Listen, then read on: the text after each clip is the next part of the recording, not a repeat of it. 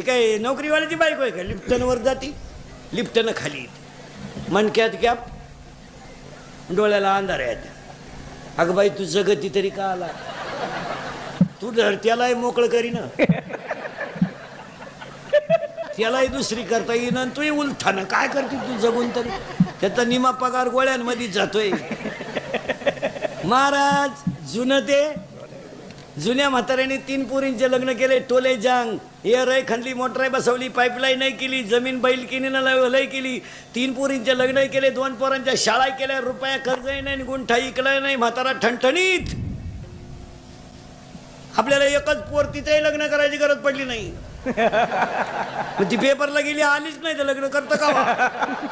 मग ती का निकाल घेऊन येते का काय करते? माणसं म्हणते आम्ही प्रगती केली. काय वांग केलं प्रगती? 58 वर्ष सरकार धुतलं, नोकरी केली. 58ला बंगल्याला कुदळी हल्ली, 60ला बंगला पुरा झाला, 62ला वास्तुशांती झाली, आणि 63ला याचं वर्ष श्राद्ध आलं, बंगल्यात झोपलाच नाही, तू बांधतो का आला? मग त्याच्या पोराने घराला नाव दिलं दादांची कृपा. दादा जिन्यातच मिळेल तर कृपा कशी होईल?